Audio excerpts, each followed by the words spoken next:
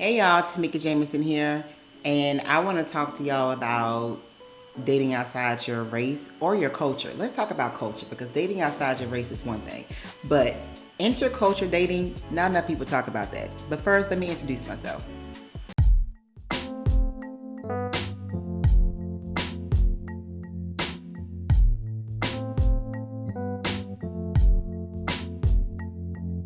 I am Tamika Jamison. A lot of you may know me as Tamika Newhouse. I am a national best-selling author. I've written 17 novels, 5 nonfiction projects. I'm in the process of releasing my second documentary, as well as I'm a producer.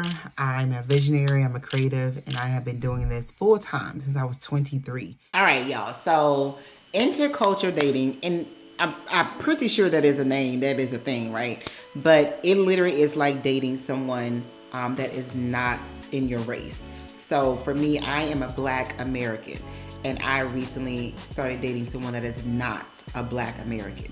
Understanding their mannerisms and how they speak, their dialect, their cuisine, their traditions, their morals is completely different from what mine would be. And so this really was a test for me in ways that I never imagined. So I had to emotionally prep myself, like unpacking internalized bias, right? Because he's not going to understand where I'm coming from, and neither was he. And so through conversations, we were able to explain, well, I did this and I'm used to that, and so forth and so forth. And that allowed for us to have an understanding. I may not agree, but it's not really to agree, it's to really respect their experience and where they're coming from. Opening up to new experiences with them without stereotyping it is going to allow that to be a really safe space for the person that you are wanting to connect with. So prepping yourself emotionally for something entirely different will help you have longevity in that relationship. You also want to be able to handle ignorant comments from other families.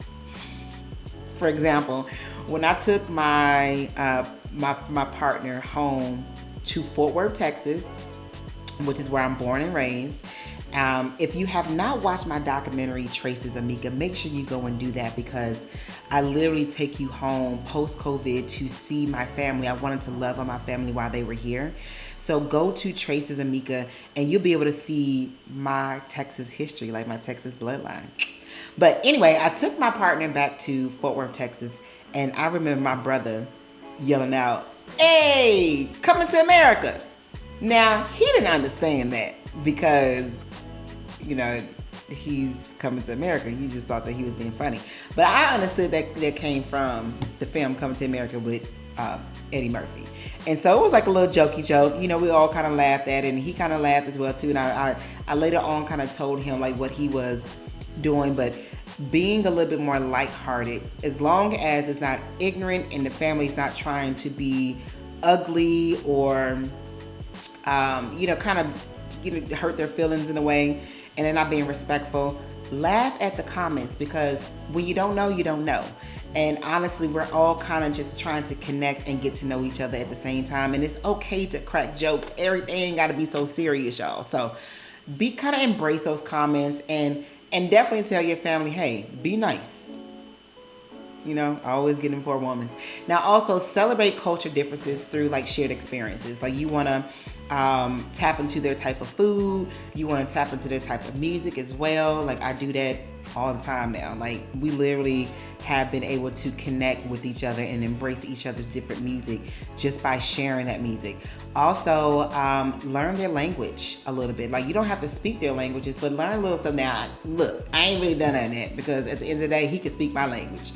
And for me, that's all that matters.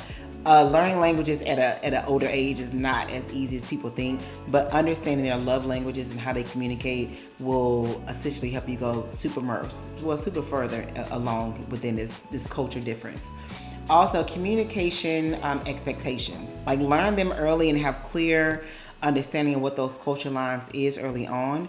So what is your love language? What is your upbringing? What is your daily routines? What are some traditions and habits that you have to continue? How you dress, how you engage with other people.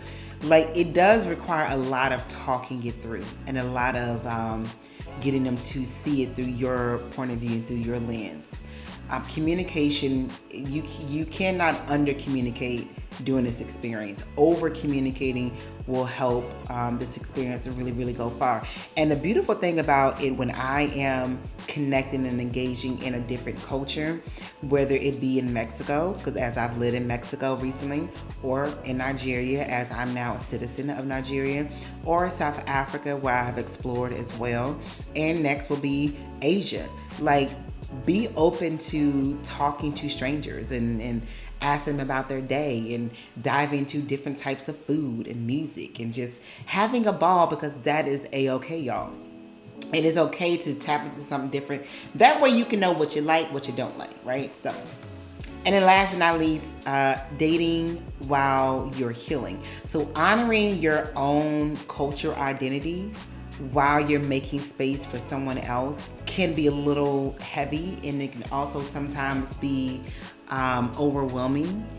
You don't want to negate where you come from and what you naturally like.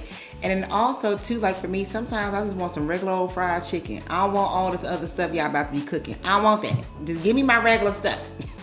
But then sometimes I'm open to it, and vice versa with my partner. It is okay to say like, yeah, not today. I just want to be in my own space, because you have comfort in things that you are used to, comfort in things that are traditional or familiar for you. And then sometimes tapping into new things constantly can be overwhelming and very draining. So find a very good balance with doing new things and keeping your traditions. Do not lose your identity.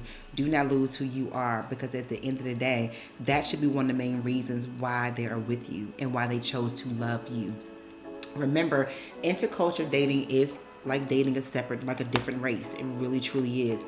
Be patient, communicate, be open-minded, and it really is about being outside of your comfort zone time and time again.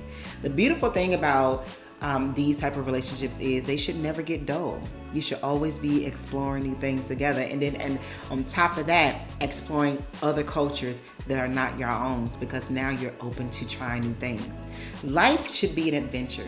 So make sure that you are going on multiple adventures with your partner, and appreciating the difference as well as finding similarities. If you think that this video has helped you in kind of understanding, or if you have questions, comment below, share this with somebody as well. And remember to love on your person and all that good stuff.